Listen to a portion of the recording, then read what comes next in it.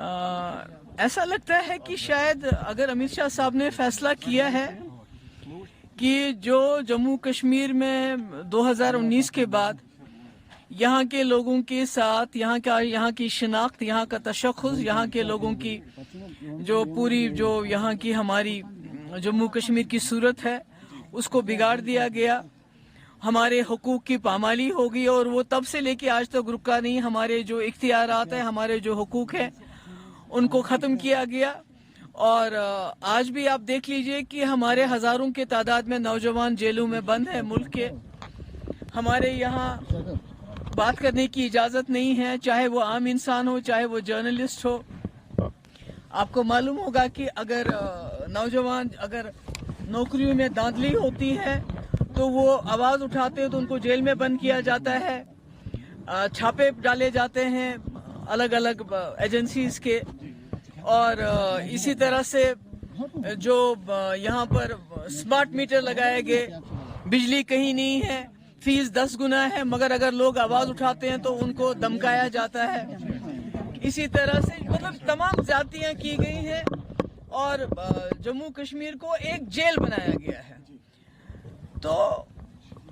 اگر یہ سب کچھ کرنے کے باوجود امت شاہ صاحب اس کے مطلب کہ انہوں نے یہاں کی آواز کو ختم کرنے کے لیے پی ڈی پی کو ختم کر دیا۔ پی ڈی پی کسے لیجسلیٹرز کو نکالا، منسٹرز کو نکالا، ممبر پارلیمنٹ کو نکالا، راجیہ سبھا کو نکالا، تاکہ جو پی ڈی پی کی آواز ہے اس کو ختم کیا جائے۔ اب جموں کشمیر کے لوگوں کے ہاتھ میں ایک ووٹ کی پرچی ہے، اگر وہ اس ووٹ کی پرچی کو بھی اس کے ساتھ بھی دھاندلی کر کے جو انہوں نے پی ڈی پی پارٹی کو توڑ کے یہاں نئی جماعتیں قائم کی، پارلیمنٹ میں پی ڈی پی کی آواز کو دبانے کے لیے، اس کو ختم کرنے کے لیے، یہاں کے لوگوں کا جو ووٹ ہے اس کو ختم کر کے اپنے منظور نظر لوگوں کو، جن کو انہوں نے 2019 کے بعد جو پارٹیاں یہاں تیار کی ہے ان کو پارلیمنٹ میں پہنچانا چاہتے ہیں، تو وہ الگ بات ہے، کیونکہ بڑی مشکل سے آپ کو یاد ہوگا اس ووٹ کی پرچی کے اوپر جموں کشمیر کے لوگوں کا اعتماد بحال ہوا ہے، جبکہ واجپئی جی کو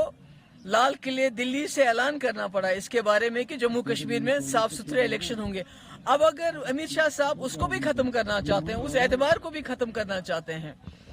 تو ہم کیا کہہ سکتے ہیں؟ اس میں تو جو ملک کے لوگ ہیں ان کو دیکھنا پڑے گا کہ پہلے جو ہمارے ملک نے وعدے کیے تھے ان کو 2019 میں ناجائز طریقے سے سب کچھ پارلیمنٹ کا استعمال کر کے ختم کیا گیا، اس کے بعد جموں کشمیر کو جیل بنایا گیا۔ آج اگر امت شاہ صاحب جو ووٹ کی پرچی ہے اس کو بھی ختم کر کے اپنے منظور نظر جو ان کی A team, B team, C team پارٹیوں کو یہاں طاقت دینا چاہتے ہیں، پی ڈی پی کو ختم کر کے جو انہوں نے کیا، مطلب کوشش تو یہی ہے نا کہ اصلی آواز نہ پہنچے پارلیمنٹ میں۔ آپ کو معلوم ہے کہ میری پارٹی کو توڑا گیا، مجھے میری ماں کو، میرے بھائی کو ای ڈی کے پاس بلایا گیا، میرا پاسپورٹ بند، لوگوں کے پاسپورٹ بند، جرنلسٹ کے پاسپورٹ بند، چلہ کلان کے مہینے میں مجھے مکان سے نکالا گیا۔ تو اب اگر یہ آخری ووٹ رہتے، اگر اس کو بھی اس کے ساتھ بھی دھاندلی کر کے جموں کشمیر کے لوگوں سے یہ حق بھی چھیننا چاہتے ہیں تو